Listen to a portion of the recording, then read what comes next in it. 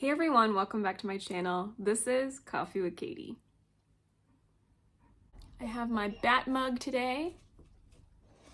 So today's video is going to be a book review on Long Live Evil by Sarah Reese Brennan. I did talk about this in my wrap up, but I wanted to do a dedicated review video for this because it is a new release this year and I did really enjoy it.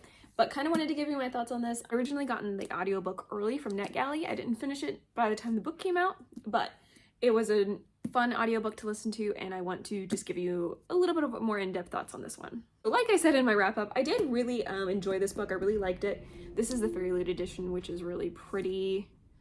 I enjoy this. I wasn't sure how the story was gonna go, but I was intrigued, especially because the back says a story for anyone who's ever fallen for the villain, which is me. I really like villainous characters. And essentially when you pick up the story, the main character is in her late teens, early 20s, I believe. She's dying from cancer and is terminally ill and kind of becoming frustrated with how her life is unraveling, not only because of the diagnosis, but also because people are treating her different. Her friends are abandoning her. Somebody she was dating left her for somebody else that wasn't sick. There's just a lot of, grief and changes that come with this that kind of make you bitter and frustrated with your situation, which is understandable. And she also has a sister who kind of believes in good triumphs overall, and she doesn't necessarily believe that. And they are both in love with this fantasy series called A Time of Iron. And the sister really likes the heroine character. She really likes the evil emperor because she thinks he's the most interesting character. So she likes the villain of the story. And one day she gets a mysterious visitor that tells her that she will transport her into this fantasy realm of her favorite fantasy books. And if the character agrees to it, she'll get portaled into that fantasy, but she'll have a mission to complete. And if she doesn't complete the mission, she'll be trapped in that fantasy world until she dies, basically. Whether that's from natural or unnatural causes. But if she completes the mission, she'll come back to the real world and she will survive her illness. But she has a limited time to do this, and to do it, she has to get this flower that has healing properties. It'll give you a second life, basically. And at first the main character is there's no way this is real. There's absolutely no way. She's crazy. There's absolutely no way. But what do I have to lose? Nothing. So she takes the deal. And the catch is that when you go into this fantasy world, when you're given this deal, they put you in the life of a character that they believe is most like your own personality. And she ends up getting put into the body of the beauty dressed in blood, which is on the cover, who is a villainous character. She's kind of like a siren character. She's a seductress.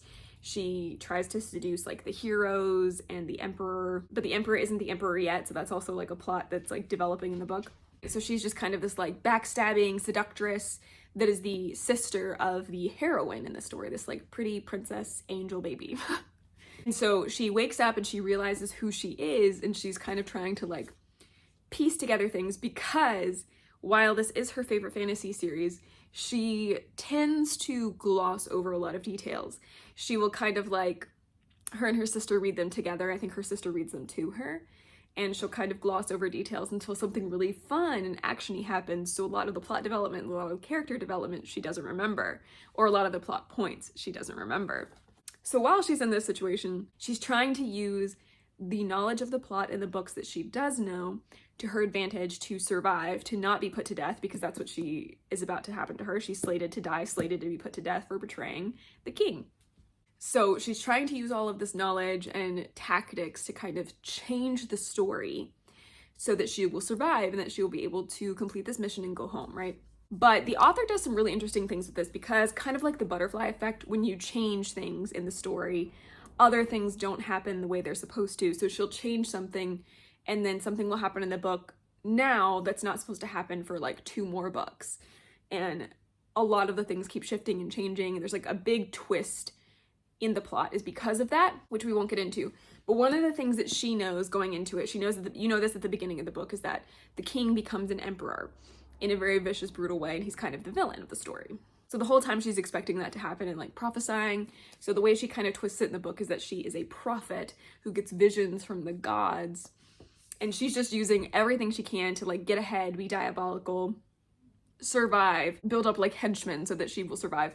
So it's really interesting because she does have some knowledge, but also she doesn't know everything, and so she'll kind of ask people questions or be like, you know, I did lose some of my memories because of this, and people were like, what? Okay. But she has like character development of her own throughout the story, and it's really interesting. Another thing that I really appreciated with what the author does is like kind of making fun of tropes a little bit, where she'll be like, well, they have vivid green eyes, so they must be a main character, whereas these brown-eyed people are just the plebeians, the servants, you know, the background characters.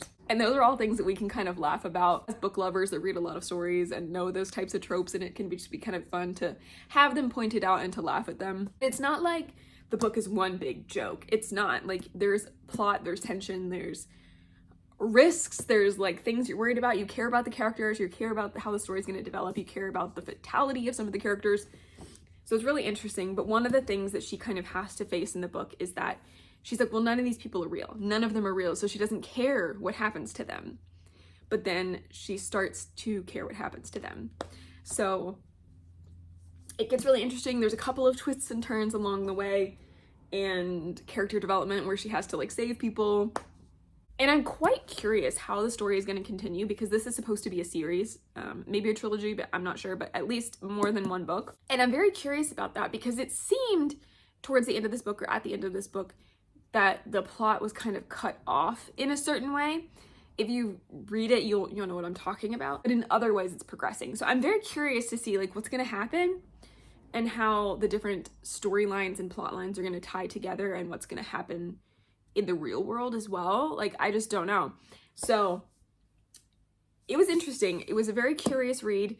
I really enjoyed Key. He's one of the henchmen, and her other servant girl, and I can't remember her name right now. And honestly, the author also did a really great job of taking all of the side character or the main characters, taking all of them and giving them their own personality, making them have faults, flaws, but also endearing them to the reader.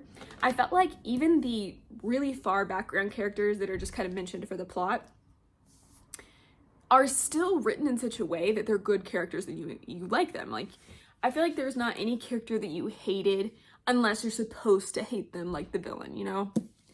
Or I guess the true villain, I don't know. The mean person, I don't know. I feel like she wrote the characters in such a way that it was easy to like a lot of them, easy to care what happened, even if you don't necessarily love the character. You're like curious what's gonna happen. She wrote a lot of dynamic characters. There's a wide range of characters, and you get a lot of different perspectives in the book. I think this was a debut. Let me check on that. Okay, not a debut. Apparently she's worked on Fence, that graphic novel that a lot of people like, so that is something. I thought the author did a really good job with this book. I was pleasantly surprised. I thought I would like it, and at first, before you really get a big direction of where the story is going, I was just kind of like, oh, this is taking a little bit to build up, a little bit to intrigue me enough. But the more I read, the more I really enjoyed it, and I liked the characters a lot. I liked the storyline, I liked the plot line. I like that the story changes depending on who's read it, and as in like in this book, the fantasy world that she's talking about as the character, it changes based on who's read it and who's trying to change the plot. And I thought that was really interesting, and I'm curious of what the overarching plot is going to be. It was good. I gave it 4.5 stars. It was just kind of missing that little bit of, I don't think it's the book. Like, the book isn't missing anything for me, but for me to rate it a 5-star, it didn't give me all of the feels that I feel when I read a 5-star, if that makes sense. So it's not like I'm critiquing the book necessarily. It's just that my enjoyment wasn't quite at the level of a 5-star read, but I gave it 4.5 stars, so it was very close. It was really good. I'm looking forward to continuing the series. If you are curious about it, I would recommend picking it up and giving it a try at least. And if you have read this, I would love to know your thoughts down below, positive or negative. I'm just curious to know what you thought. But that is it for the review of Long Live Evil. Really enjoyed. But that is everything. If you made it this far, please comment down below a dagger or sword emoji. But as for now, that is it for today's video. Please like this video if you liked it, subscribe if you want to, and I will see you next time. Stay safe and caffeinated. Bye.